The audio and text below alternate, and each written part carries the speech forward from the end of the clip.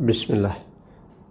محمد أشرف الأعراب والعجم، محمد خير من يمشي على قدم، محمد باسط المعروف جامعه، محمد صاحب الإحسان والكرم، محمد تاج رسل الله قاطبة، محمد صادق الأقوال والكلم، محمد ثابت الميثاق حافظه، محمد طيب الأخلاق والشيم، محمد رويت بالنور طينته، محمد لم يزل نورا من القدم.